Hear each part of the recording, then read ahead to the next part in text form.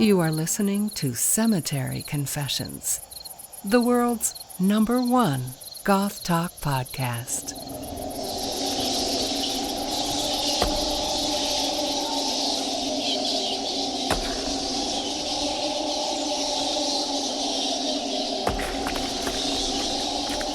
Hello, and welcome back to Cemetery Confessions. For our first episode of 2025, we are taking a journey to Central Europe to speak with Andre of The Wave of Things.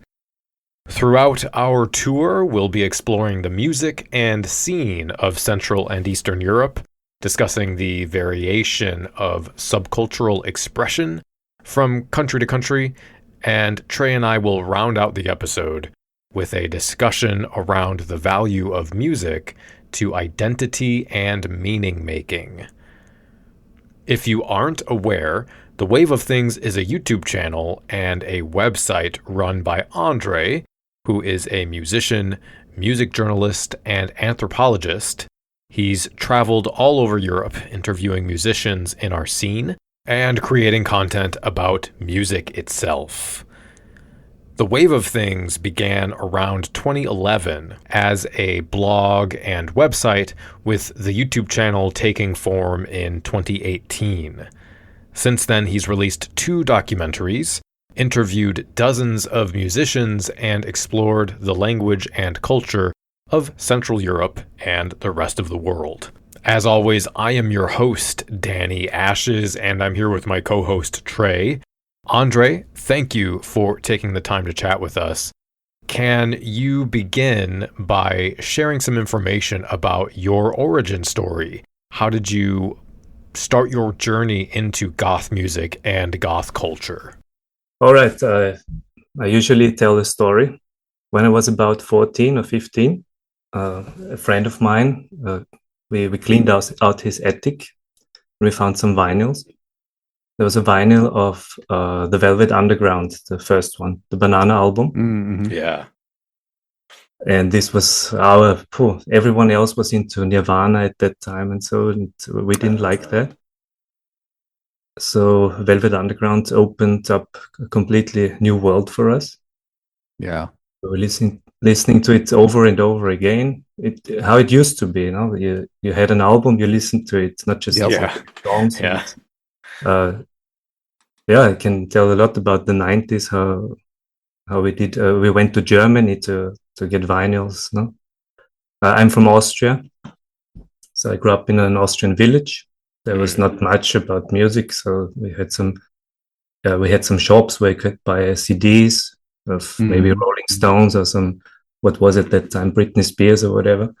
Yeah. Mm-hmm. But there was nothing of the likes like Velvet Underground or anything dark, except something that penetrated the mainstream, like The Cure or Depeche Mode. So, yeah, it started with Velvet Underground. We listened to it over and over. And this is how I developed a taste for this darker kind of music, aesthetic. The years after, I got into metal, actually, black metal.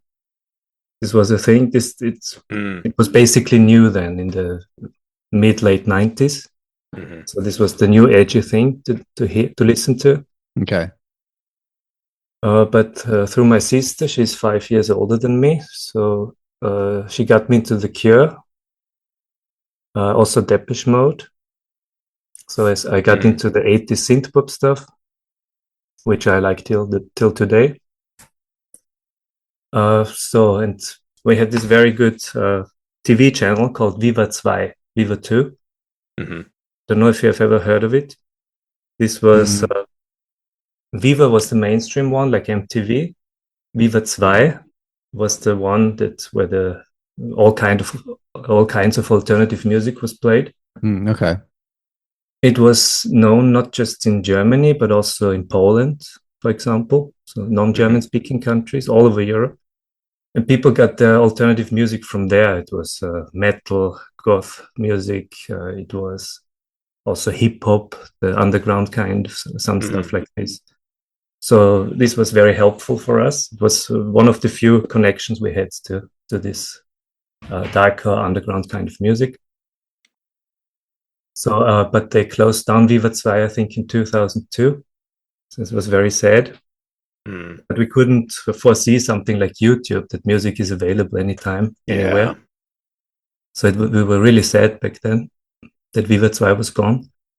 Yeah. But gladly YouTube and other such services came. So, but the thing was that it has good and bad sides, because, as I said before, that before we listened to an album over and over again from beginning to end, and now you just listen to one song. You don't give the album a chance, maybe, when you don't like it. Yep.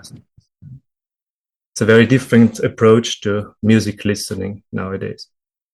Yeah, I do remember that, and spending a lot of time personally sitting in a room doing nothing else, listening to an album over and over, or in the car or something like that, and noticing new nuances and complexities of the song as it kind of went through my head multiple times. And we don't really do that as much anymore. I do remember also, I mean, I did get some music online through torrenting and that kind of thing, but a lot of the information I got was through magazines or whatever was on the radio. You know, this sort of very curated pop culture sort of approach to music, where the DJs and the record labels and mainstream media were sort of presenting music and subculture to you rather than picking it yourself. Yeah, this was also, I'm still the Napster generation. When Napster was a file sharing platform. Yeah. Yep. It took me, I think, 1 week to download the whole discography of Velvet Underground. And they have only 5 albums. Yeah. Right. Yep. I remember that. Yeah, and some songs were only half. So for some songs, I didn't know the ending. I'm still sometimes it was the wrong song too. When I hear the whole song these days. Yeah, or a virus sometimes, depending. Okay, later I moved to Ljubljana. It's like 12 years ago or something. At first, through this, I mentioned Viva 2 because I got into Project Pitchfork. Yeah, so more techno influence. Yep. And this was kind of my guilty pleasure, you know, that the metal scene is very judgmental. So I officially listened to black metal, but at home I had my guilty pleasures, The Cure, Depeche Mode, and really something techno-like was unimaginable for my friends to listen to. So this was my guilty pleasure. Yeah, they're drum snobs over in the metal world. Yeah. So only in Ljubljana I had contact with a goth scene, so I embraced this part of me more than the metal one. And this is how it all started, basically. In Ljubljana, I became a DJ very soon after, organized some events, steampunk events also. This was a thing then. Yeah, this was quite successful. I'm still DJing sometimes. But I always, next to it, I always listen to progressive rock too, like Genesis, Van der Graaf Generator, Pink Floyd, something like this. Yeah. So I was not only on one side of music. There's a lot I like. The only things I don't get into very much is hip hop and reggae. But else, interesting. But else, there's something in everything. Maybe there are even some hip hop songs I like Run DMC has some. I had a similar experience with metal because I spent a lot of time listening to metal early on, and I didn't feel like I could express that I was into other types of music because I'd get made fun of for listening to whatever soft gay music, whatever kind of pejorative you want to pick. And I did find with goths, while they wanted you to know the history of the music in the scene, they were perfectly fine with playing goofy, silly music, listening to other genres. There wasn't as much elitism around, like, controlling what you listen to. Yeah, at home you listen to goth kind of music, you went to metal and then you listen to goth kind of music at home. Yeah. I did start out with metal And it didn't become popular with like the new metal stuff until later into the 2000s. But, you know, early on I was into a lot of like death metal, technical death metal, thrash metal, that sort of thing. Yeah, there's some good stuff in these. Yeah, mainly from America. No, the Nile comes to mind. Yeah. They're good. Yeah. But yeah, I was also really into underground hip hop as well, but there's no way I could talk about that. Yeah, that doesn't really get talked about definitely not in metal circles, at least usually. I think that's starting to break down a little bit. Some of those very, very tribal strict boundaries between styles, but even in goth circles, talking hip hop wasn't that necessarily that common.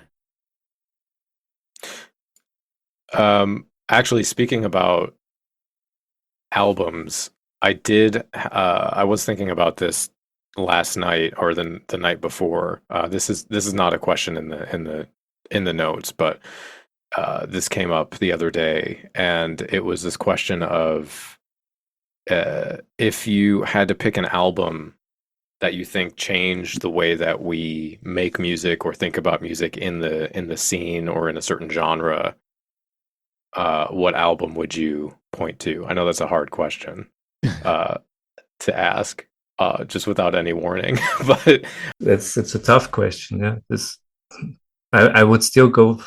The ones that changed the whole thing was what came before, like I said, the Velvet Underground and Nico. Yeah. But within, I think Nick Cave changed a lot. Yeah. Okay. Yeah, I can see that. Yeah. I love the Birthday Party. Yes. So this mostly I'm into Nick Cave these days, rediscovering the whole discography. Swans changed a lot, I think, from the American side. Yeah, I can see that. I was trying to think of modern examples because there's a lot from the 70s and 80s. Okay, but then I know which. Okay. It's the Soft Moon. Okay. I think I wanted to talk about him. Luis Vasquez. Unfortunately, he died like half a year ago. Yeah, I remember. That's right. Yeah. I remember that he was here in Košice in Slovakia, and we met after the concert, and we had a very nice talk. He gave me a T-shirt for free, which is very dear to me now, of course. Yeah. But I think he made the jump of the dark alternative music to the 21st century. I think dark alternative is actually a great term for Cold Cave because they didn't have a dark wave or goth rock or cold wave specific sound. I do think they brought in a lot of indie pop, like alternative rock sort of sensibilities into their music, which is what made it interesting and also led to bands like Actors and those types of bands. This is the term I actually always used on my show when it's about, because we will talk maybe later about this, that I have some problems with those labels, and so the easiest way to say it was for me to say dark alternative music. I guess, when I was thinking about this last night, I definitely think there's a lot of bands from the 70s and 80s to pick from, and I was trying to think of more modern stuff. You know, I think you can make an argument for like the self-titled Cinema Strange album or Empires by V&V, or even like A Tomb for Two by Lebanon Hanover, which kind of predated the immediate dark wave and post-punk revival. But the first album that came to mind was The Demonstration by Drab Majesty, because I think at the time when it came out, around 2017, we had such a big dancey dark wave scene where, for example, a couple years before The Demonstration, you had an album from She Passed Away that got really popular in clubs and online, and that was sort of representative or emblematic of this new style of dark wave, dark and dancey, heavy synth. then Drab came along and sort of popularized that ethereal, mystical aspect of goth, where it was kind of slower and inward looking and surreal and more delicate than the heavy darkwave sound. So in terms of importance, it wasn't the creation of a new genre, because we had shoegaze already. We had like bands like the Frozen Autumn already, which is kind of similar. We even had, bands I'm a fan of from the 90s, like Eden House and Autumn's Grey Solace and so on. But at the time, dream pop and shoegaze weren't really popular in the goth scene. And you even had vaporwave outside of the goth scene getting popular, but they sort of incorporated that as well. So it was sort of a repopularization and reinvention of that shoegazy feeling of the kind of half-remembered dream that I think is an important moment. Mm-hmm. Yeah, you have certain bands as cornerstones of the whole aesthetic and music culture. I would say, of course, the old ones like Suzy Sue, The Cure, Bauhaus, but also later the Clan of Xymox. Yeah, Clan of Xymox was a big one. Yeah. Who else? The Frozen Autumn in the 90s. Yeah, I love Frozen. Probably one of my top 5 live shows for me, just because also they don't play in the US very often, and I've only seen them once. But I loved their set. Well, let me ask you about the history of your other big project, which is the Wave of Things, and which is both YouTube content and blogging. When did you start publishing those interviews and documentaries? How did that happen?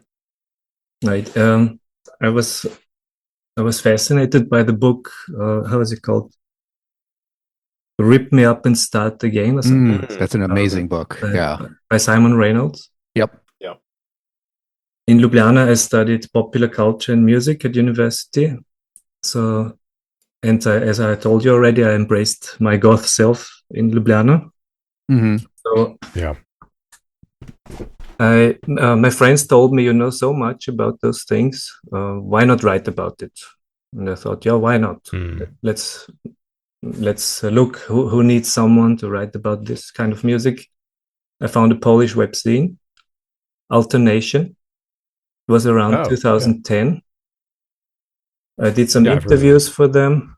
2 really important ones for myself, for my development. I was really nervous. I met Jarbo from Schwarze. Oh, wow. Yeah, nice. Oh, wow. She was so kind and nice, but I was so nervous. But this was really nice. We met backstage after the concert. She was with her solo project.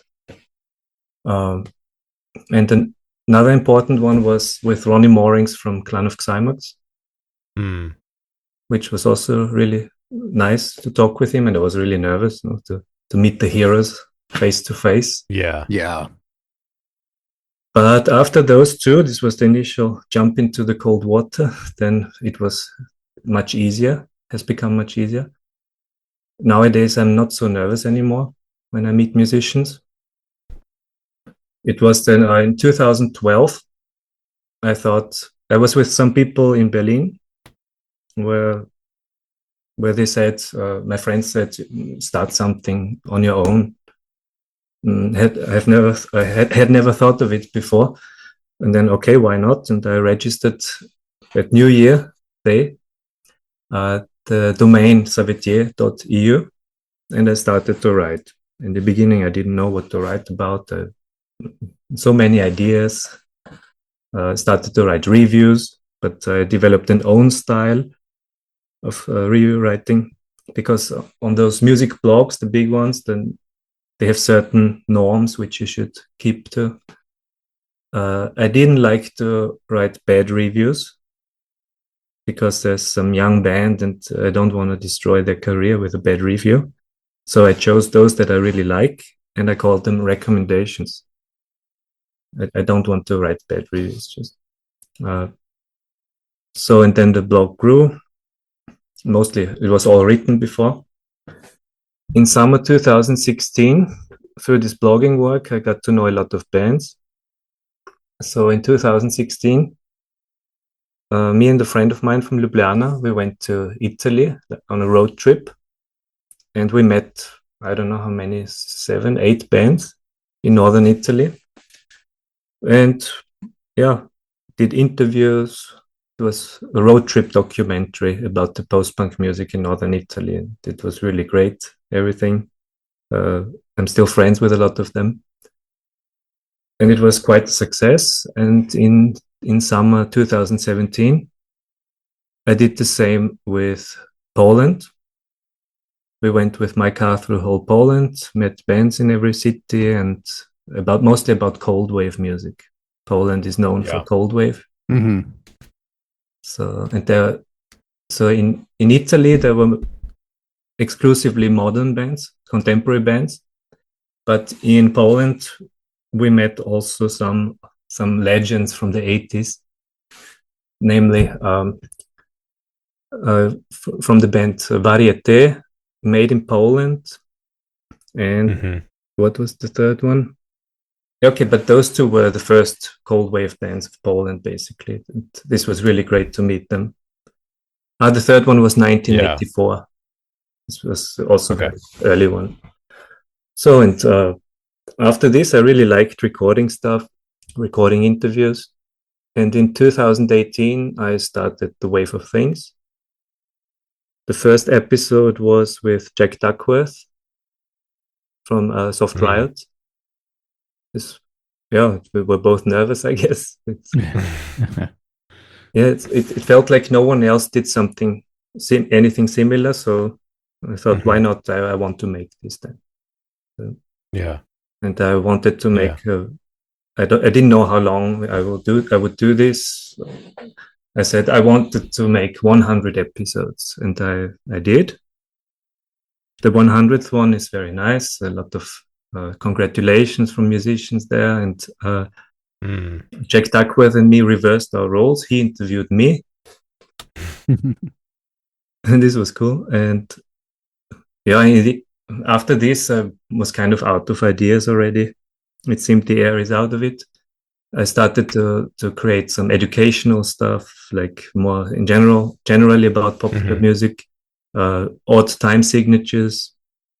Yeah, I actually just watched that video because I was just looking through your stuff, and that one, I also love odd time signatures, so I definitely clicked on that one.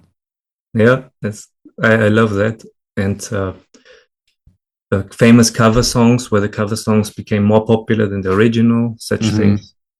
So, but then I simply had no time anymore for it. It took a lot of time. Yeah. Yes, I definitely understand that.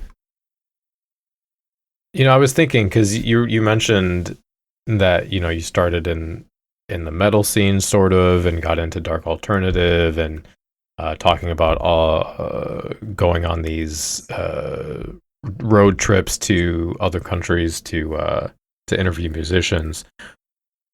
What is it about music as an art form that fascinates you? Instead of making a blog about movies or video games or books or something like that, why is music so valuable for you that you wanted to do this kind of thing?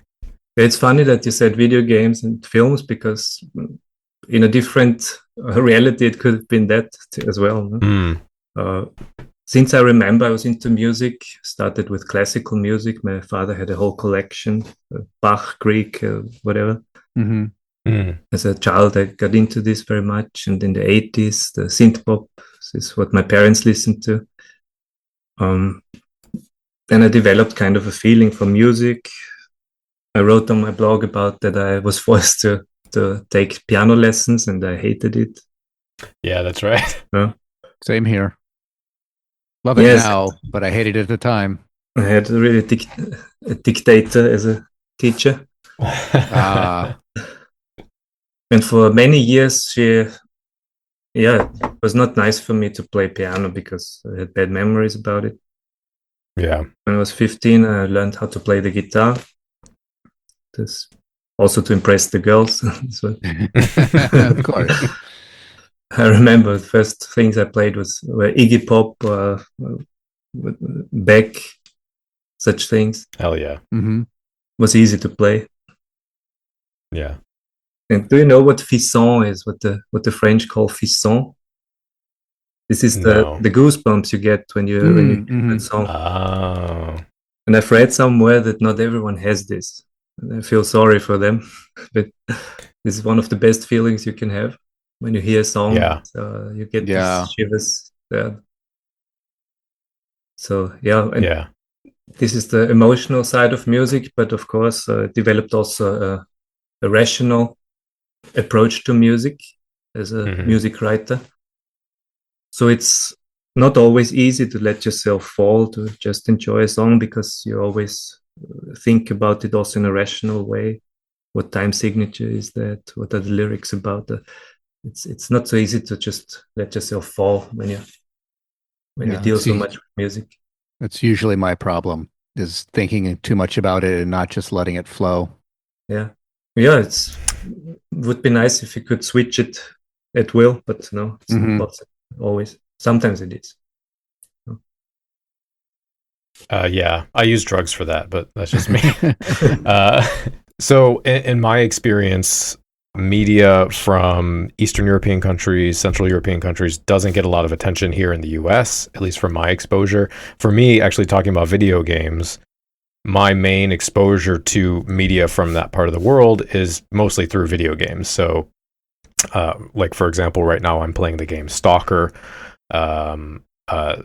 Metro, one of my favorite games is Pathologic 1 and 2. That's a Russian developer. A lot of people know, like, CD Projekt Red, who did Cyberpunk and The Witcher and that kind of thing. The Witcher, yeah. But Mafia from Czechia. Yeah, yeah. But I think there's a parallel there with the goth scene in the US, where for most people, we have heard some bands, like, obviously Molchat Dome is a big one, but like Human Tetris, Under the Skin, that sort of thing. But outside of that, there's a large history of post-punk music that a lot of Americans don't know about. Like you mentioned the Simon Reynolds book. We do tend to know a lot about, like, Public Image Limited and Gang of Four and Cabaret Voltaire and that, or at least know of them. But outside of England, there's not a lot of exposure that we get. So I don't want to ask you to like explain the entire history of goth music or anything. But if you could share sort of from your personal experience, what maybe were some important Central European bands that impacted you, and sort of how that sound or your interest in that evolved over time. All right, this is one of my favorite topics. First, we have to establish what you mean with Eastern Europe, because in Europe we have a Central Europe, no, as a concept. Right. Okay. So I mostly move in this space. I'm from a Central European country, from Austria. I moved to Slovenia, and now I live in Slovakia. So it's the same space within Europe. Right. Okay. And also Poland belongs to Central Europe. Ukraine is Eastern Europe, I would say. I studied Slavic studies with a focus on Ukraine and Poland. So I got into the music also of the countries I lived in, like in Slovenia. Most prominently Laibach, of course. Yeah. Borgesia, if you know, the pioneers of EBM. It doesn't sound familiar. I may have heard them before, but they sang in Serbo-Croatian. Yeah. And I got very interested in the local dark kind of music. In Ukraine, there are a lot of post-punk bands. In Poland, cold wave, as I said before. But the new bands also, like Under the Skin, are influenced by cold wave too. Yeah. What else? In Ukraine, there's one musician from the band Skryabin. They are from Western Ukraine, but the singer died some years ago in a car accident. He was like a national hero, like Falco of Austria. Oh, wow. So he was really good, and his early albums were synth pop.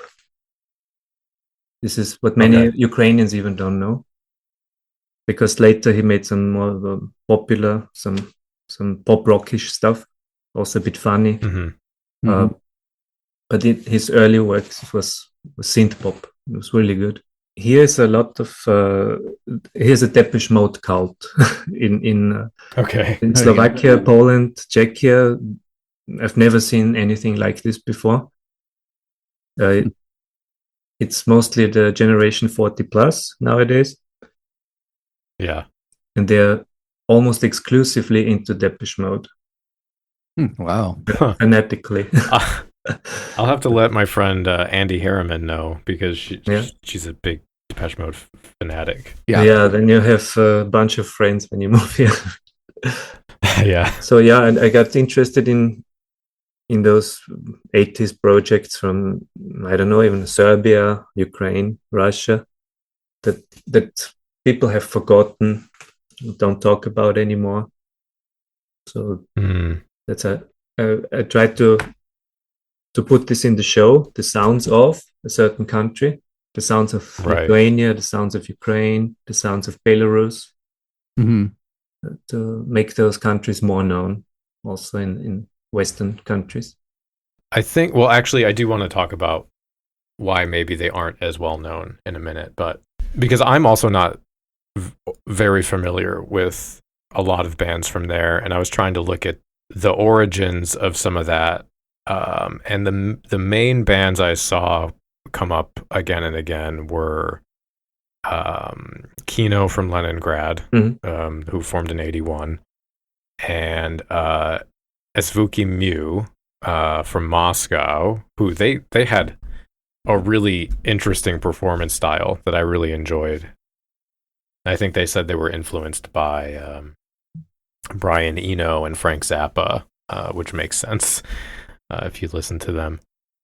Somebody said that Latvia may have been the birthplace of like minimal wave, pointing to Zeltna Pesniki, who were one of the forerunners of that sound. I haven't heard of those. The Latvian band, I don't know. I get, for me, one of the reasons I enjoy those bands, though, the ones that I know of, the more modern day ones, is that obviously there's a wide range of sound. I don't want to sort of like create a stereotype of culture or anything like that, because that's all that varies from person to person and city to city and that kind of thing. But a lot of the music that I hear that gets played here has this a very distinct sound and atmosphere to it that's sort of cold and almost similar to like the doomer music you talked about in a previous video, actually. This sort of emotion of this overwhelming weight kind of thing, that I think gives a lot of that music a very unique sound that resonates with a lot of people, because I think a lot of people can relate to that sort of feeling, the sort of melancholy kind of thing.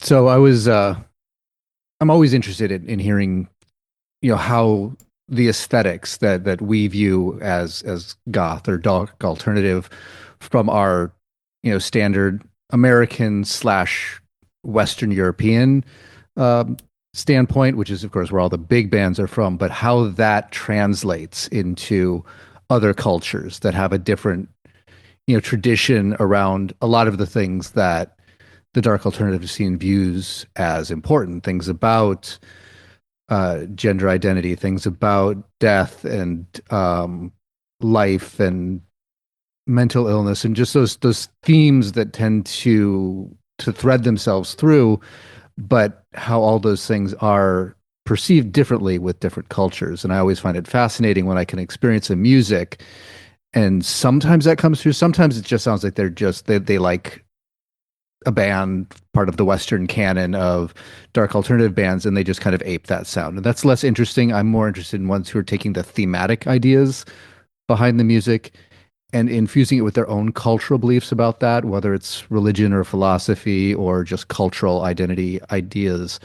So that's why I'm always trying to find bands, just in general, not specific to dark alternative, but I do like it in dark alternative as well, from different traditions, different cultural traditions that I'm not familiar with, as a way to kind of get a window into the culture, but also just to see how my interests are reflected through a different lens.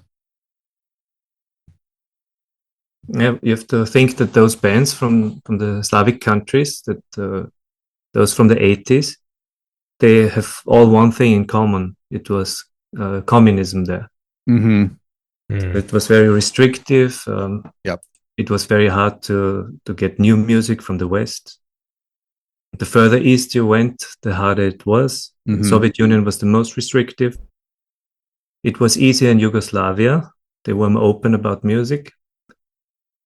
I think in the 70s and 80s, even Yugoslavia was the biggest producer of music, with the state label Jugoton in Rijeka, in Croatia nowadays. So people from other communist countries, I think mostly were allowed to travel to Yugoslavia at least. Mm-hmm. And this is where they bought music from Jugoton vinyls. Okay. I have some at home, also from, I don't know, Laibach was not on Jugoton. Or, I don't know. But there are some other bands that, let's say, pre-wave music, or maybe already in this sound. Punk was really strong in Yugoslavia. So this spread also to other countries.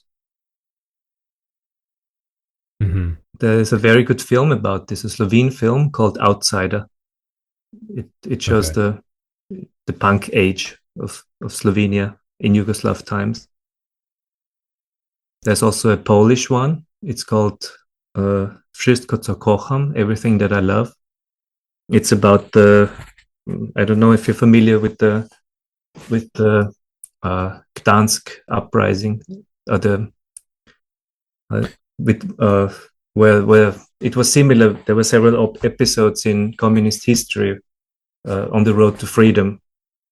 It was in 1957 in Hungary, the uprising against the Soviet rule, where the tanks came. 1968 in Prague and in Czechoslovakia as a whole, where the tanks came to the Soviet tanks came to Prague. And this was, let's say, a big trauma for the Czech and Slovak people.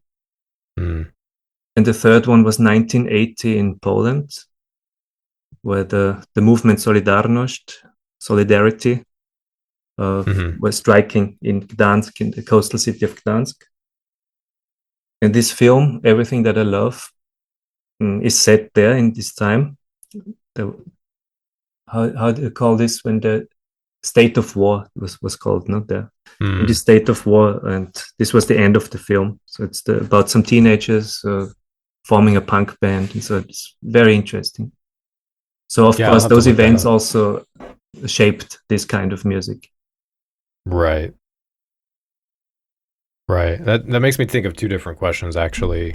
But I think the first one was sort of what the reception of Western music was like, because I know on a previous episode we had someone from Mexico on, Jose Rivas Cruz, and he was talking about in the 80s the sort of, black market for music from America and England, and how that influenced musicians there. And I think him, and I think I saw someone from, I think it was Molchat Doma. I don't remember if it was Molchat Doma or not, but somebody was talking about some tension between a appreciation of Western music, but also maybe some disagreement about bands trying to be too much like bands from America or England instead of drawing from their own sort of musical history. And I don't know if that's something that you have anything to say about or thoughts about. Yeah, there's, for example, the band Romantične boje, so Romantic Colors from Serbia, Yugoslavia back then. Okay. They have a great song, San, Dream. And it starts exactly with the same beats as New Order's Blue Monday. So there was a lot of plagiarism going on. No one thought about copyright then. Yeah, yeah. You hear this, the new order beat you hear in a lot of Eastern European, or back then communist European music. The thing was that certain bands, they were not so banned as others, like, for example, Depeche Mode here, back then Czechoslovakia. That's why people got into it.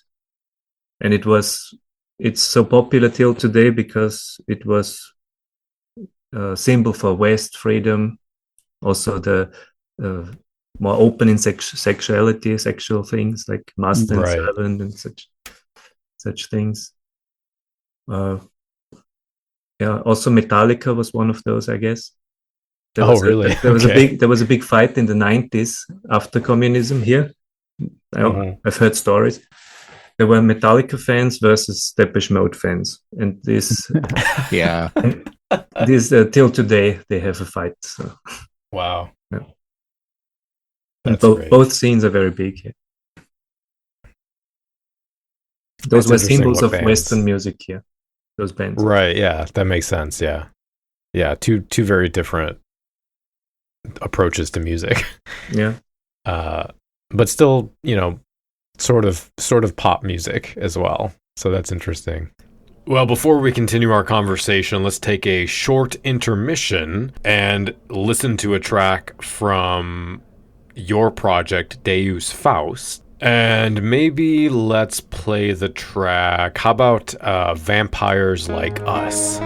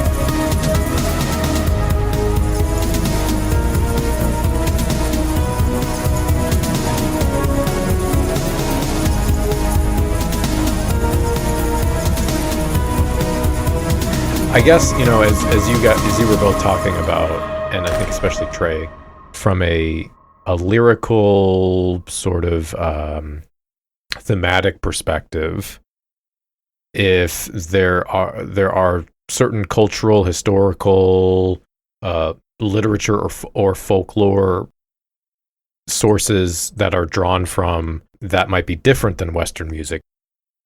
I think in my experience of goth music, there's a lot of talk about like what it means to exist, love and loss, sometimes the occult, sometimes political stuff, sometimes gothic horror from, British authors.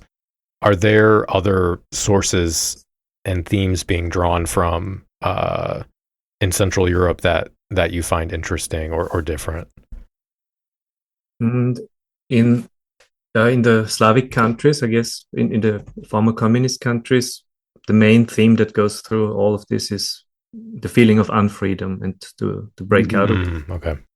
So like punk mentality. This is it's soaked with this. The other thing is that some bands drew from folklore or from Schlager music. It's similar to what Germany did with Neue Deutsche Welle, the new German wave. Okay. To add some local color to their music, like Nena or Falco. Right. And same with earlier with the Kashmish music in the 70s, trying to break away from the Western traditions and establish a more identifiably pure German music rather than just repurposing R&B and soul from America and Britain. Yes. This was very important for the Neue Deutsche Welle to make a German blend of music, of popular music. So, a lot of it was political, especially when you take bands like Laibach. Yeah, just a little all bit about politics. Yeah. So Laibach was a big influence on other bands. But the biggest, the most known that were influenced by Laibach are Rammstein. They even have a similar logo. Yep. Oh yeah, they do, don't they? Yeah. Yeah, there was the song Ohne dich kann ich nicht sein, Without you I can't be. And Laibach did a cover, Without me you can't be. So he turned it around. That's very good. Yeah. But this is typical Laibach style, they know. Yeah. Symbolistic ways. Well, a lot of the music I listen to, I really value atmosphere and creating a sense of kind of an immersive environment or world building, that kind of thing. And many of the bands that I guess mostly Russian bands, now that I'm thinking about it, but a lot of them, they do a really, really good job of creating a very unique feeling, evoking a very specific emotion. Like I mentioned, I was playing the game Stalker, not to go talk about video games on a music podcast, but that takes place in the exclusion zone in Chernobyl, and it's just such a unique and heavy sort of environmental storytelling that creates a sense, a vibe through an experience rather than sort of telling you how to feel. And I think a lot of the music that I run into from that part of the world does a really good job of creating a very distinct musical identity that it evokes an emotion. It creates this sort of feeling of being somewhere different outside of yourself, or being in a very intimate place within yourself through atmosphere. And I do really value that and appreciate that. I mentioned this earlier. A lot of these bands don't get much popularity in America, at least. And you've traveled all over the place, but I don't know if you have thoughts about why it might be so difficult specifically for those artists to get attention. I guess there's been a few, obviously I mentioned some of them, but a lot of bands out of Russia or Poland or Ukraine that I might listen to I don't hear them get played in clubs or even in playlists on Spotify or that kind of thing very much. There are certain accepted languages, like English, French, German, Italian, or so, that are popular. People love them. It's a bit harder with other languages. Mm-hmm. A big surprise was She Passed Away. Yeah, that's true. They made the Turkish language popular. Also, Cellophane, the Greek language. Yeah, I love Cellophane. Yeah. So, but still, most of those bands, except She Passed Away, still prefer English as language for their songs, because they also want to get heard, the message that it's heard in the West, I guess. Mm-hmm. Although you can do so many things with language, because each language has a different sound, own identity. Mm-hmm. Yeah. That's why personally I enjoyed listening to music in other languages, because there is a different melody and flow. And I've been watching some videos from China and some like language videos about how different words that have nothing to do with each other sound similar, and if you put them all together you get this very fun, strange sounding sentence. And just the different ways that language play with melody and sound, I think, create really interesting variances in music. But yeah, I think that's a good point. I in America, there's a lot of people that speak Spanish, so it makes sense that Latin American countries might have an easier time getting play in clubs. There's actually a lot of Polish people that live around me, but a lot of the music that's popular is techno and electronica. There's actually a Polish club down the street from me that plays that kind of music. But yeah, I think part of it is, especially at clubs, people want to sing the lyrics, and so although that's always a problem in clubs because people want to hear music they already know instead of maybe music they haven't heard before. So unless you get popular on social media or something, you might not get play. Although they're like the one thing that we've always pointed to is in the 2000s there was a really big German industrial scene here where a lot of bands from Germany were getting played in clubs. But like I do think now in the last 5 years or so we do have a lot more diverse set of musicians that get played, because like I've heard songs from bands in South America, in Indonesia, Australia, all over the place, Russia, and when I was younger in the 90s and 2000s it was mostly America and Canada. So I do think that's a good thing, but yeah, I think the language barrier is difficult to overcome. Yeah, but it's also, it's not just language. It's as a DJ, I know that you have to play the hits. you can't make an evening with just new bands to introduce them, because the people want to demand the hits. So it's not just language; it's also popularity. Yeah, I'd say exposure is probably one of the biggest things, because I mean it's almost the same reason that when you're dealing with, like you said, new bands, even if they are bands from America or England or Germany or some of the heavyweights for dark alternative music, it still isn't played because people want to hear their Sisters and Ministry and Skinny Puppy and all the stuff that they've always heard. And just getting anything new is hard. You basically have to have either a night or a DJ or a promoter that's willing to champion new music, and that goes as much, if not doubly so, for new music from outside of the cultural expected, region. And yeah, the language is an added barrier, but like you said, a lot of these bands have English language songs because they're trying to get that exposure in the greater Western English speaking dominated music industry. So it's not necessarily that there's a bunch of is a glut of songs in Slovenian or in, Austrian. Well, I guess that's German, but in a foreign language that people can't gravitate to. But it's new music that there's nobody championing it, and I think that's probably the main barrier that needs to be overcome. Yeah, but Falco, for example, made it in America. Falco had a #1 hit in America. They did. Not the German version of it, but it was translated. But yeah, they did. No, that was the original, the Rock Me Amadeus. The original was, but the one I mostly heard on MTV in the 80s was actually, it got rid of most of the German parts of it. Really? I've heard both versions, but I think so. I'm trying to remember the exact. I mean, obviously the chorus, everyone knows the Rock Me Amadeus, and that was the English bit.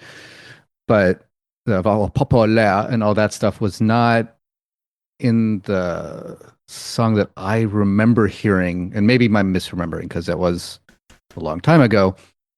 But I seem to remember an anglicized version of it. Nena and Kraftwerk made some version in both languages. They did. Now I know Nena's the 99 Luftballons was almost always in America 99 Red Balloons. And Kraftwerk, the model. Yes. It's funny. I heard Rock Me Amadeus. So my family was very, very conservative and Christian, so I didn't get to listen to much music that wasn't Christian music. But Rock Me Amadeus, I did hear that, like the original version in grade school. I don't remember. I was maybe like 10 or 11 or so. I don't remember how old I was, but my music teacher would play that in class for like a week or so. And I remember hearing it and absolutely loving it because it was so different from everything else I'd heard. Yeah. And so strange to my child ears. But yeah, I do remember that version having a lot of not English lyrics in it, at least the one that he played us. I don't know what was played on MTV or anything like that, but all right, well, let me ask you this. So you were talking about being a DJ, and you were talking about traveling and doing these documentaries and that kind of thing. I wanted to sort of get a little flavor, a little context for what options are available for concerts and events and community hangouts and DJ nights and that kind of thing, from where you are or where you've been, and if there's a sort of goth scene or it's a big blend of a lot of different sort of subcultures, or what that's like. So yeah, in Ljubljana in Slovenia there was a huge scene, and in Poland also. In Bratislava, the capital of Slovakia, it is also okay. But here in Košice, in eastern Slovakia, it was not so much going on in this direction. So I thought, when I moved here, I have to start something. And I wanted to pick the people up where they already are. So I organized Depeche Mode parties in small cafes. Got to know more and more people. Then later I joined forces with some locals to organize industrial and wave festivals. They were quite successful. I knew a lot of bands that also came to play, like Ascetic from Australia, now in Berlin. Or from Italy. Most of my music friends are from Italy. The 8 City Days, Caron Demonio. They came, they played for a very good price because we had no budget. It's mostly a problem here, that while in Germany it's all about booking agents and such. Here everything is organized by fans. You don't have a budget. You can hope to get it in with entrance fees or whatever. So it's DIY here, mostly. Right. So, and by this it grew a little. And for some years, the Corona time, there was nothing going on. After that, me and a friend of mine, we organized some DJ events, 80s parties,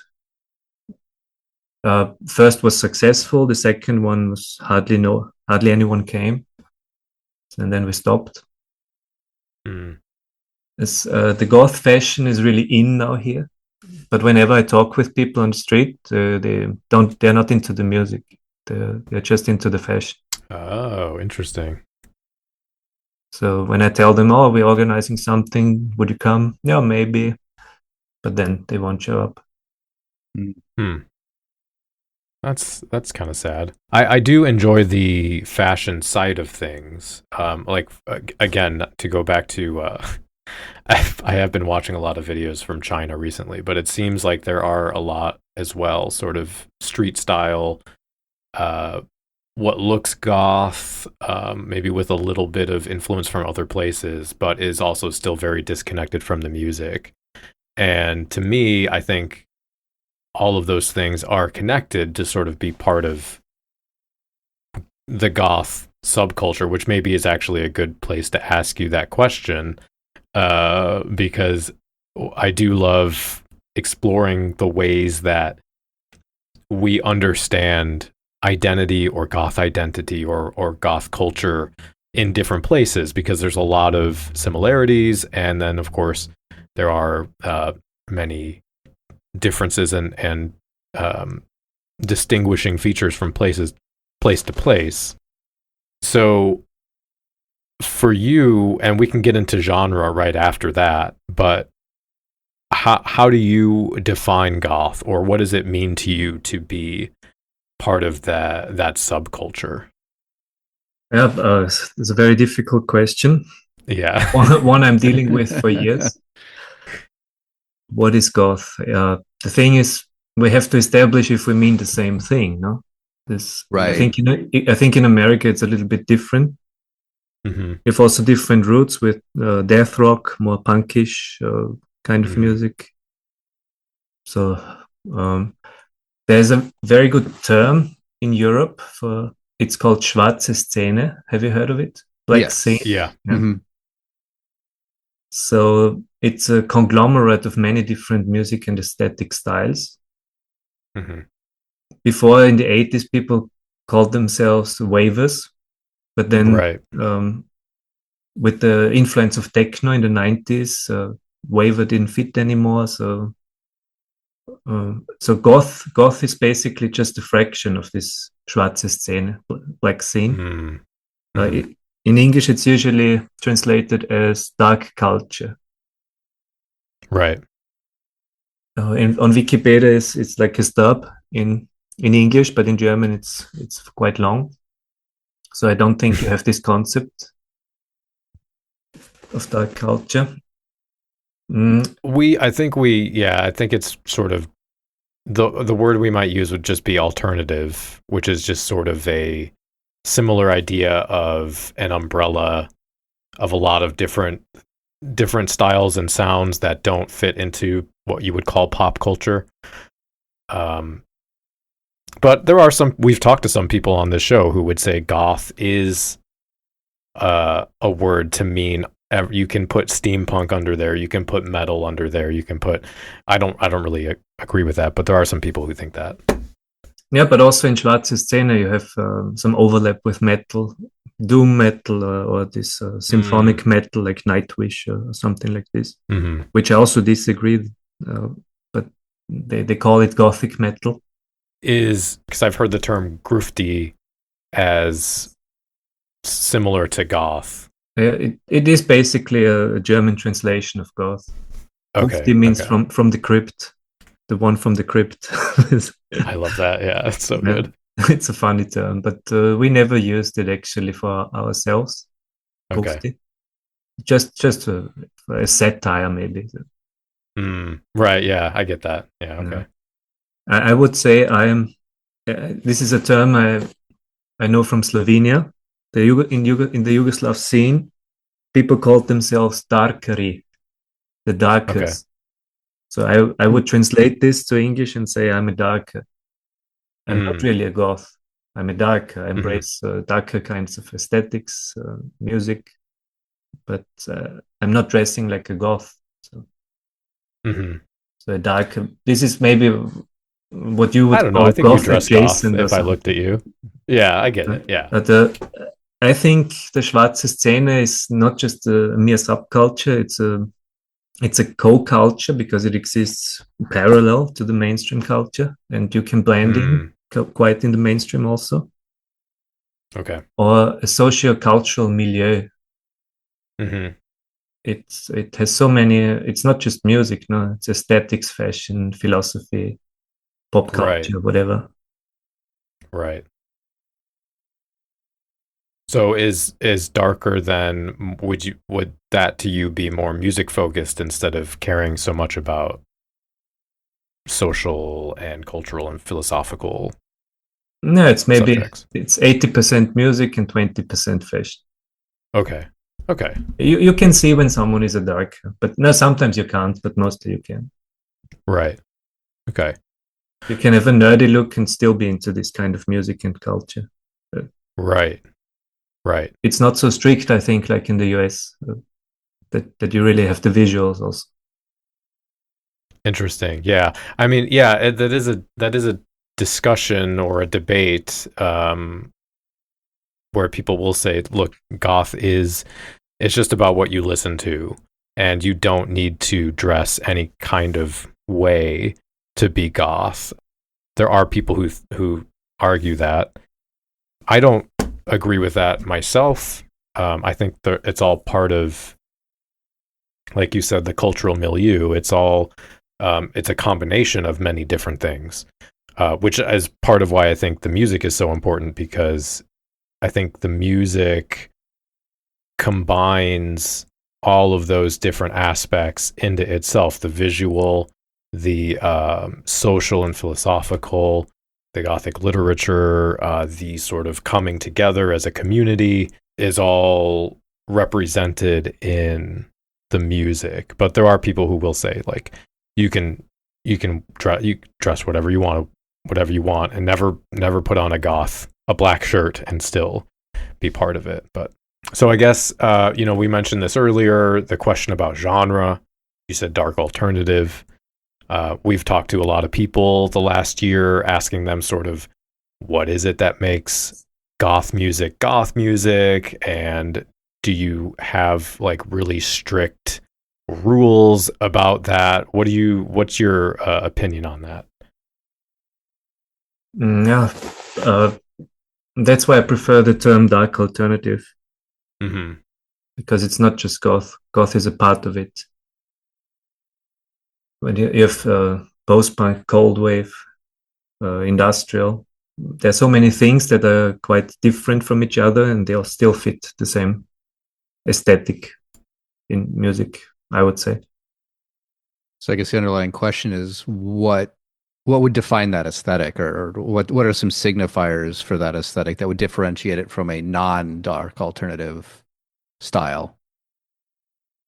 Yeah, it's maybe about the mood of the music, the philosophy behind it, or the problems people have in the lyrics when they sing. Maybe rather introspective lyrics. Yeah. Maybe symbolic lyrics, cryptic. Okay, those make sense to me. They fit, at least with my conception. Yeah. No, it's maybe even, I would say, if metal is the man, then goth is the woman. Yeah, I get that. Metal embraces masculinity rather, and what you call goth, I call dark alternative, has a feminine aspect, I guess. Yeah. Well, so then when you say, so in America, if you say dark alternative, at least if somebody said it to me, I would assume they were including both bands that could be called goth, so genres like death rock, gothic rock, dark wave, cold wave, some ethereal music, but also including like maybe gothic metal or like steampunk. That's not, I mean, I guess there are a few steampunk bands, but dark alternative to me would be a wider category to include stuff outside of just goth music? Like Zola Jesus comes to mind as this sort of goth adjacent or similar to goth. Would that would be like dark alternative? Is that how you're using it, or is it more strict than that? No, it's like I don't have a 100% fitting definition for dark alternative. It's rather feeling the band fits it or not.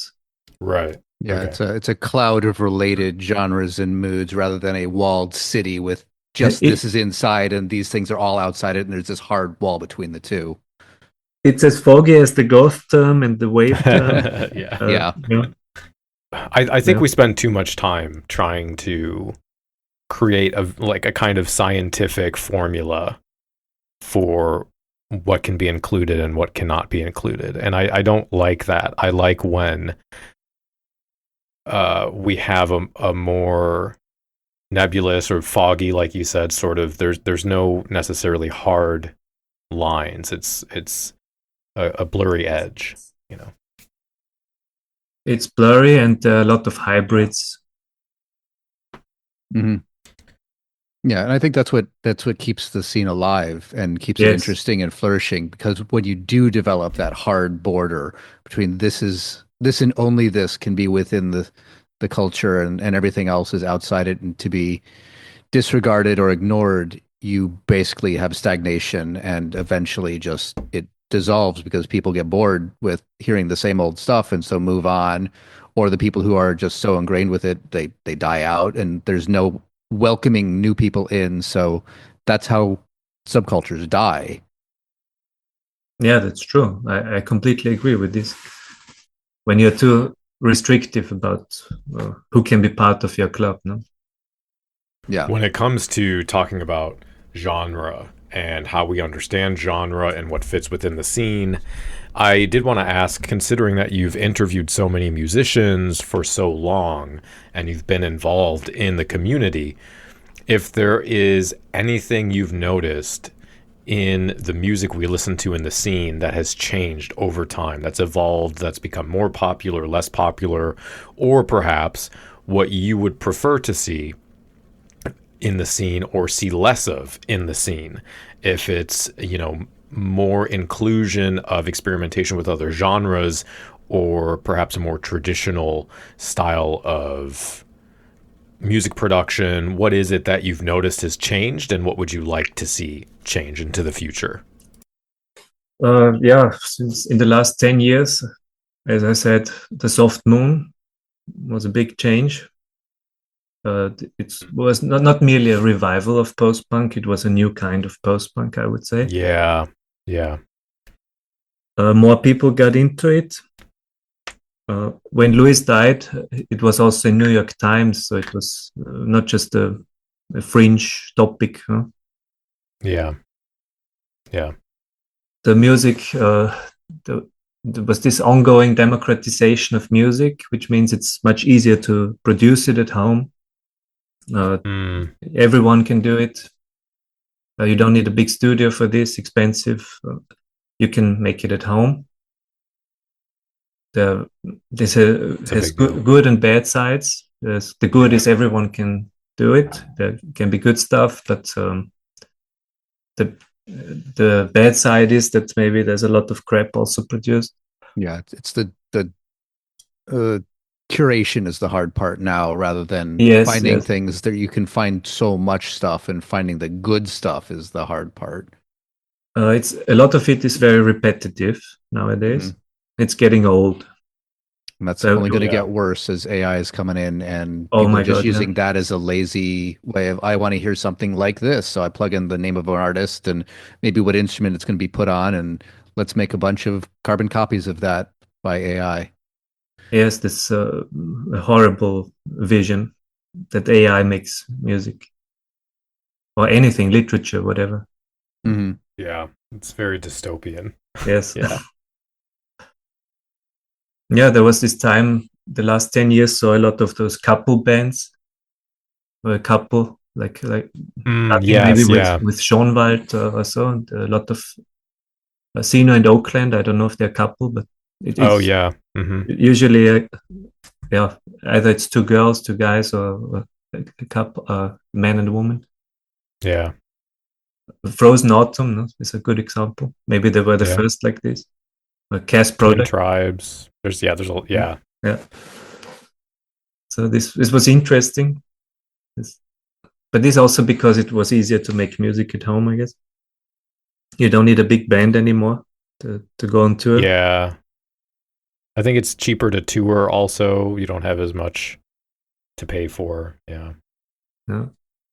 So it's more it's by definition, it's more minimal. So it's closer to minimal wave, those things. Right.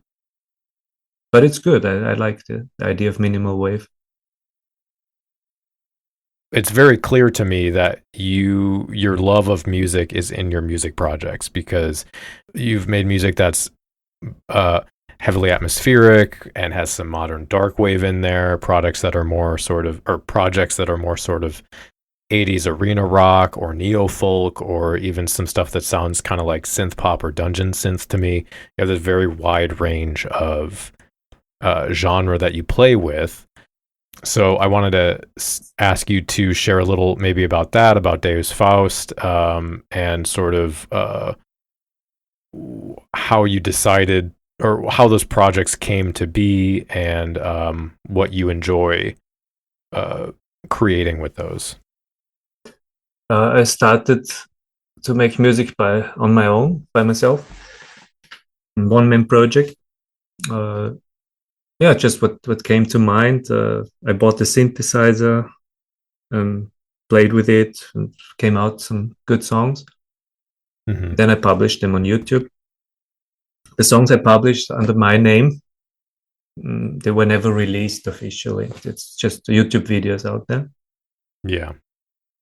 Then I started with the show. Some people chatted with me, and one of them was Raymond Nelson from Maine. We became kind of online friends, and he showed me some of his stuff. He was doing music, just instrumental synth music. And I really liked it. And then I said, yeah, can I sing to one of your songs? And he said, yeah, why not? This would be great. And this is how our first song came to be. And then we thought, why not continue like this? We've never met in person, just online. Oh, really? But we're friends till today. Huh? That's amazing. That's so cool. You can make music like that. Yeah. Yeah, that's also one of the good sides of the modern technology. Yeah. Yeah, and then more and more songs came to be. Then we needed a name. Then we came up. A friend of mine told a joke. Let's imagine a band called maybe Deus Faust. And he never finished the joke because I said stop right there. This is a cool name. Yeah. So I love that. So we took this name. We really both liked it. Deus Faust. We're big fans of Goethe's Faust. And Faust also means fist in German, so it has the industrial touch somehow in it. So. Right. Mm-hmm. Yeah, I love that. I know you mentioned at the very beginning that when talking about the wave of things, about time and how hard it is to find time to do anything. Do you have any music that you are working on or maybe thinking about creating in the future? Yes, we have a couple of songs. Raymond has made a couple of songs, but no lyrics yet. So it's really hard to come up with something. Maybe I have a writer's block right now also. Mm-hmm. But at one point, they will be. I don't know when. We used to make a Halloween song every year. Those became our most popular ones. Vampires Like Us. Not surprising. Moonbathing. Yeah. So every Halloween, it's often played on Spotify and on YouTube. And it's cool. And then those were the first ones that came up when I was looking. Sorry. Yeah, and then we released an EP called Halloween, where we put them all on. So maybe there will be a new Halloween song. I don't know how we do it time-wise. Yeah. We would like to continue with this tradition. Yeah, but I love that. I can't tell when something will be. It's Right. whenever. Yeah. Before we finish, can you talk a little bit about the future of the Wave of Things? There hasn't been new content for a while, and I know people like myself or people who watched your videos are wondering if you are planning to create more content or if you are retiring the project. What are your plans for the future? Yeah, it's maybe about my French goodbye from the show. I just disappeared, no? Many people were asking what's going on, and so it was time. It was ideas. There were no ideas left. Yeah, so maybe one day I will continue, maybe with something different. But I thank you all for listening to what I had to say. It was fun while it lasted. Mm-hmm. Yeah, in one way or the other, I will be there in music somewhere. Yeah. Good. It's hard. It's hard to move on from something that you've put so much time and passion into. True. That's true. Now, after some years, I've watched some episode because of this interview to get into the mood. How was I back then? And so it's it's strange to see it myself after some years reflecting on the whole show. Yeah. But it was a nice time. I had more time. Yeah. It took a lot. Well, you're still, I mean, you are still involved. You still DJ, or did you stop doing that as well? Yeah, whenever there's an opportunity, yes. This I do. Yeah. Well, obviously I want you to be happy. I want you to do things that make you happy. But I think a lot of us would, if at some point ever in the future it does work out, it would be fun to see new thoughts and videos and things from you as well. But yeah, I understand. Like, that's just the way life is. So. Yeah, but I thank you for the opportunity, because I think this is like the closure for the Wave of Things. If I come back, it would be a different format, I guess. Right. I wasn't expecting that, but I'm honored to be part of that legacy in a small way. Then, because I've enjoyed your content for a long time, and it was really a pleasure to get to share a little time talking with you as well. So yeah, thank you for doing that with us. Thank you. Yes, thank you.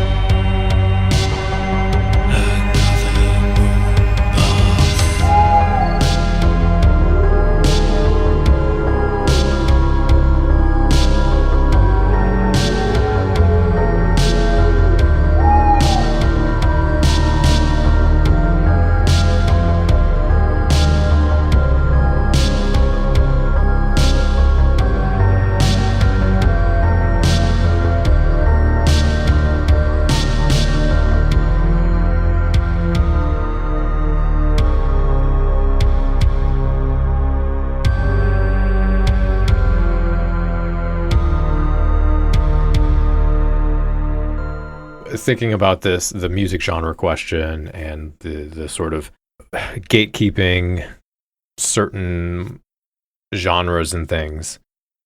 Mm-hmm. I was thinking about this because I saw a video, which I'll get to in a second, about this recently. And there's always been a lot of YouTube videos and blogs and things that will try and Reddit posts, whatever, that sort bands into, this is cold wave, this is goth rock, this is death rock, this is aggro tech. Yep. What I was getting at when we were talking was just that I think in that effort to systematize and taxonomize music, we miss the emotional and experiential aspect that Andre was mentioning, because music exists in context, and I don't think you can just take a genre and say, if you put these components together, it is prescriptively cold wave. We kind of talked about this a lot on the Isabella Van Elfren book a couple years ago, I think it was. But the way that music makes us feel, the way we respond to it, is dependent on context beyond just what musical components are being put together. So if you listen to a song when you're angry, or the same song when you're depressed, or after something really wonderful just happened, you're going to have different experiences. If you're alone in your room or you're on a dance floor, that music also takes on different meanings. If you are in your pajamas, if you're dressed up as Dracula, that also influences the way you experience music. And even two people listening to the same song won't even necessarily hear the same guitar tone. So this is kind of what Isabella was talking about, is that the relationships and materials and actions that take place while music is being played are all part of the creation of the meaning of that music. It affects what the music signifies, how it sounds, how it feels, how it's understood. And the reason I was thinking about this is because I think some people are more eager to define goth through music because it feels like a more rigid and dissectable framework, rather than defining goth through culture, which feels messier and more complex and entangled. I think culture and community is easier to intuitively understand as something that is complex, that takes action, that changes itself, something that's fluid, and has a relational aspect to it. Whereas music, I think we tend to have a more intuitive feeling of it being easily dissected into pieces, or at least in theory that it could be easily dissected into pieces. Well, I mean, it also exists as an artifact in the world. I mean, yes, right. As experienced, it's related to the environment you're in, but you have an artifact, at least today, since we're in a recorded music era. It was definitely different when music was composed, but then people would be playing it on the piano in their parlor, and that's the experience of music, or in a concert. But now that things are recorded onto CDs and tapes and vinyl and all that, it is an artifact that becomes static, and the static thing can be analyzed, taken apart, and find out what makes it work. And then also artifacts need to be cataloged and categorized so you can store them properly. And so you can, because we're a very, we like to organize our things so we can find them. It has its benefits, but it also has its dark side. And some of it is around this, where we force a round peg into a square hole because it's the closest fit, and we don't want to create a new category or say something bridges categories. So we say, no, it's this thing. So that's a problem we have with artifacts in general. Right. And that's where I think that that is a mistake to think that an artifact itself is static, even just from, from a degradation standpoint of how that impacts the sound. And that just from a, experiential side, that's if you tape, for example, that sound will change over time. There's a relationship between the physical material that it's recorded onto and the song itself, and also just that these objects themselves exist in relationship to the music and the environment, and again, what that song means at any given moment changes. And if you ever go back and listen to a song, we did on the Facing Nostalgia thing. You go back and listen to the whole a premise song, of the Facing Nostalgia. It takes on new meanings. So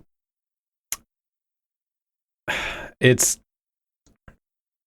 but I do see a lot of this idea online of like, it seems easier to try and disentangle the components of a genre than it does culture.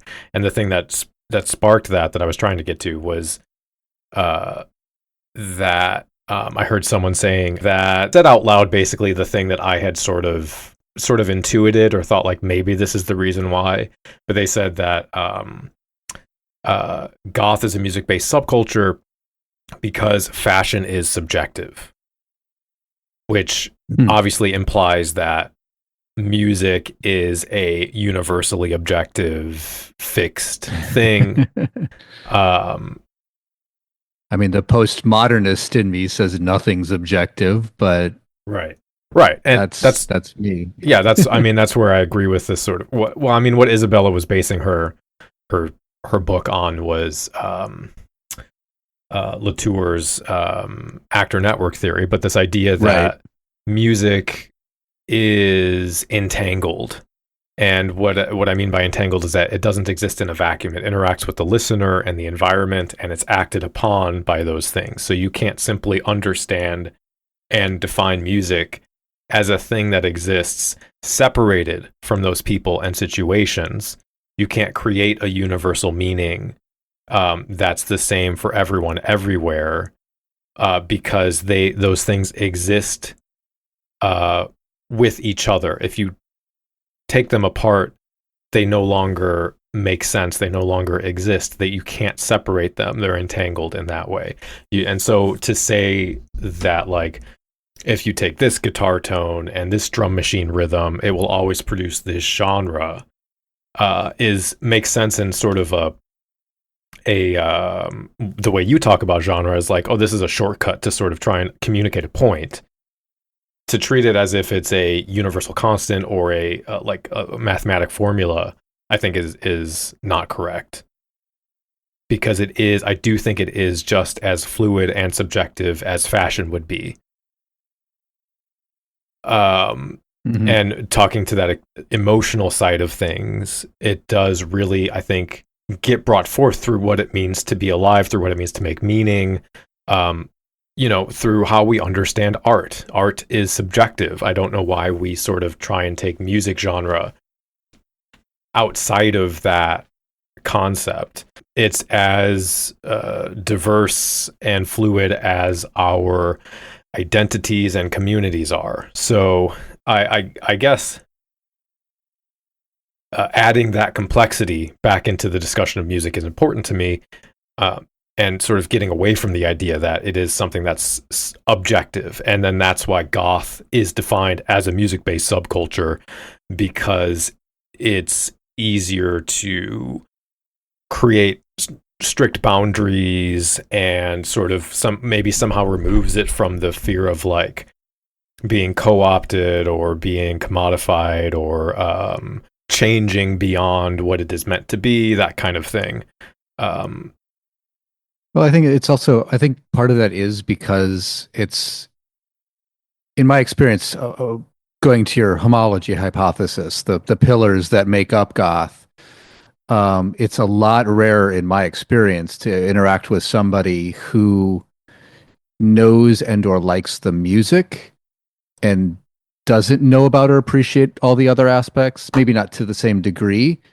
But there are lots of people who like the aesthetic, whether it's the clothing, whether it's decor, whether it's a love of Halloween or horror movies or the literature, that it's more common that people like those things in isolation, possibly because they've gotten more mainstream, yes, exactly.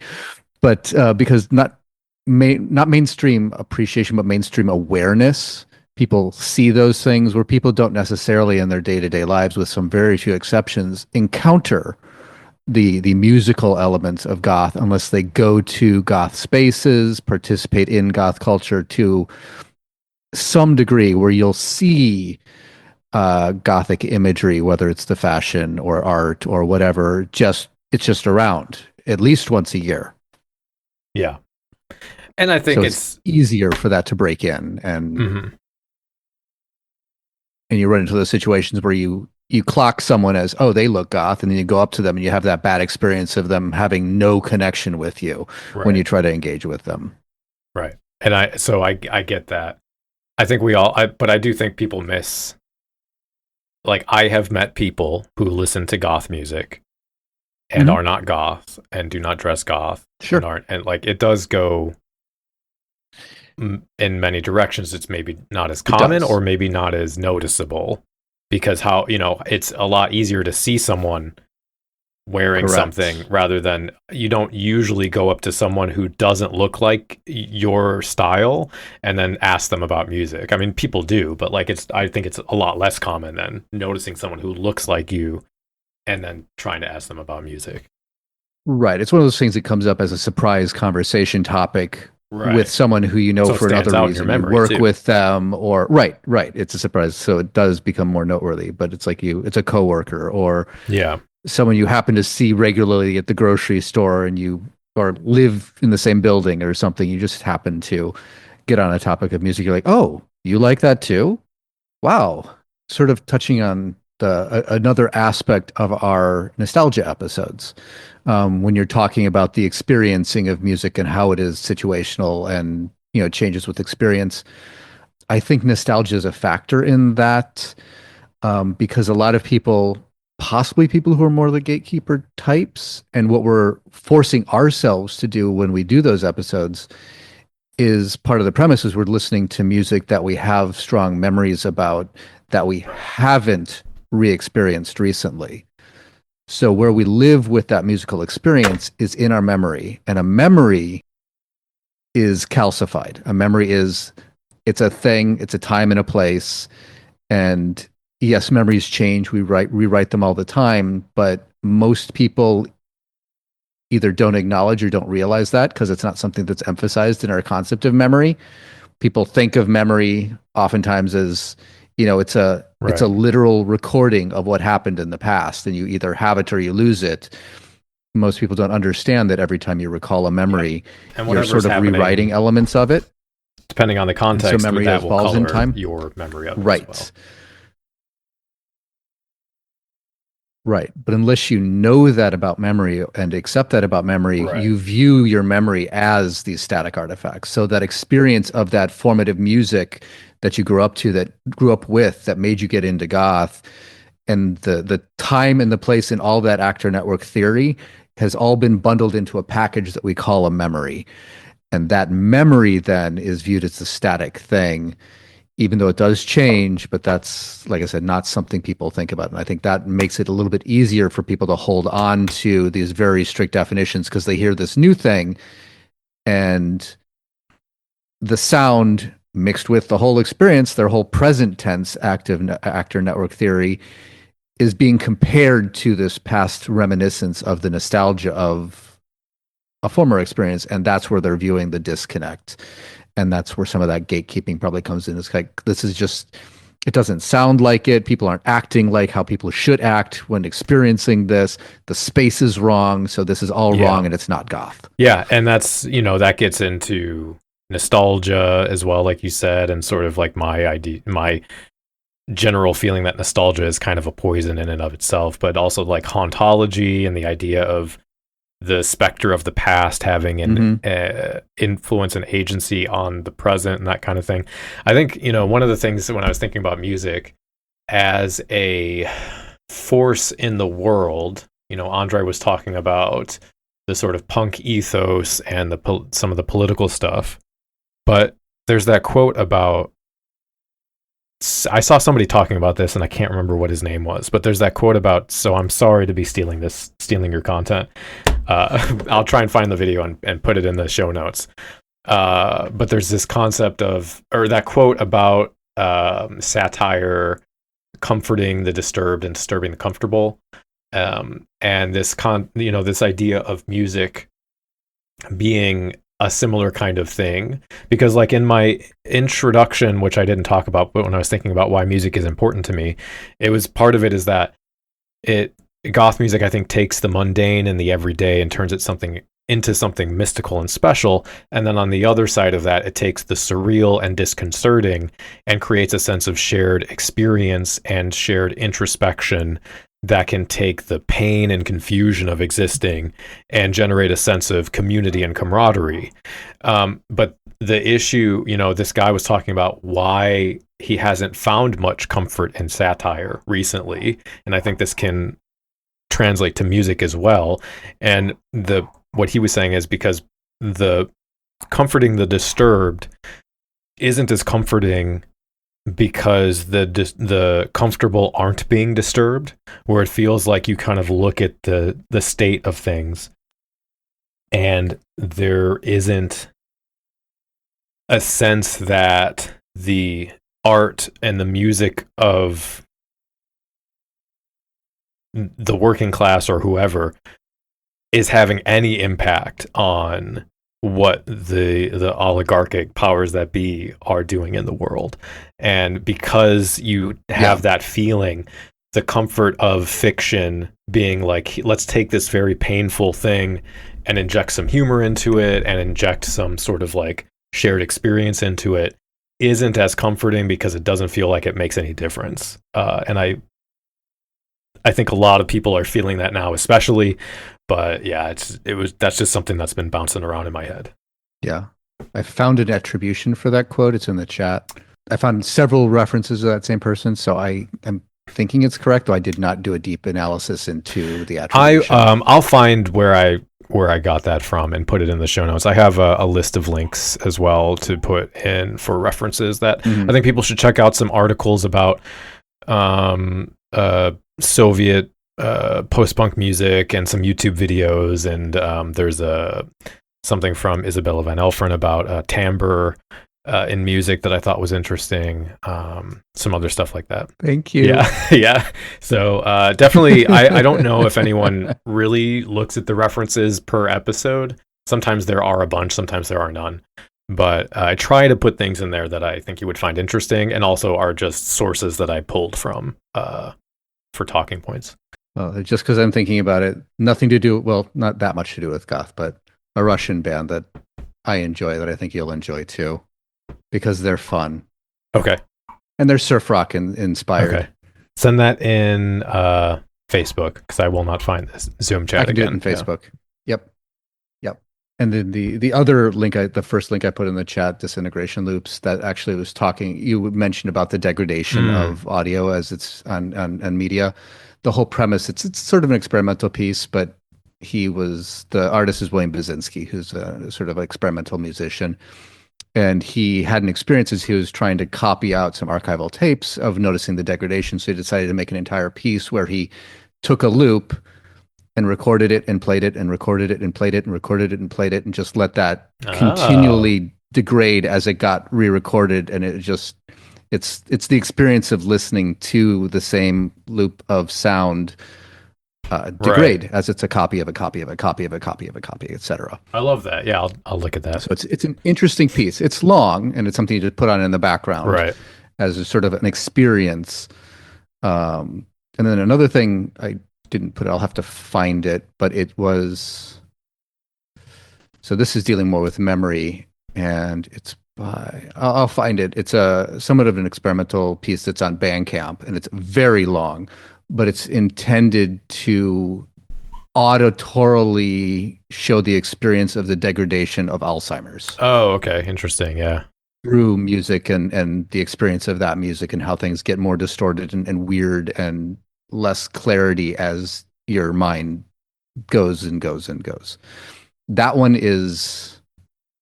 well, depending on your attitude or experience with Alzheimer's, potentially traumatic. So, content warning. Yeah. I mean, that's a whole other but it's conversation to get into, and sort of, which also kind of ties back into the idea of memory as a recording, because we hold so tightly to memories as a core of our identity, And when that is shown to also be fluid and fallible, and that can be very upsetting. But I think that's a whole other conversation, maybe not to get into right this second. It's very interesting. Is, though, to go to the power of music also, one of the ways that have been regularly found to reach people who are deep into Alzheimer's is through music. Yeah, that makes sense. That usually that sticks with them, right? In a way that the personal memories have not. And so you can oftentimes, people who are in the depth of Alzheimer's who are not, they don't recognize family, they don't recognize friends, they're feeling like they're around strangers, but you put on something that was a piece of music that was important to them in their past, and they suddenly burst into life. Right. Okay, well, I'm going to wrap it up there. That's our maiden voyage into 2025. Yep. I put up a YouTube video on Patreon sort of talking about what the next 6 months might look like. If you actually, this would be a good point to mention, if you are someone who is getting off of meta platforms or TikTok or whatever and wanting to stay in touch with a community, which I think is a great idea. I think especially platforms like Facebook or Instagram are, while they were maybe at one point sort of community oriented, are not really that anymore and are just a incoherent jumble of nonsense. And I think so. I've been trying to be more active in Discord and other places. If you would like to be on our Discord, you can get access through Patreon at the $1 per month tier. And you can jump in there and have some conversations and that kind of thing. And that would make a big difference for me, sort of through your support. Our episode next month is going to be a review. It's going to be a book review. So if you've listened to our book reviews in the past, you have some idea of how this might go. We're going to be talking about the book How to Be a Goth. I'll have to pull it up because it's in my Kindle. I don't remember the full title. It's How to Be a Goth. There's not a colon and something after? I think there is a sub. Yeah, I think there is a sub. Subheading. How to Be a Goth, Notes on Undead Style by Tish Weinstock. And if you've seen me posting online about this book, this is going to be a fun episode because I hate it.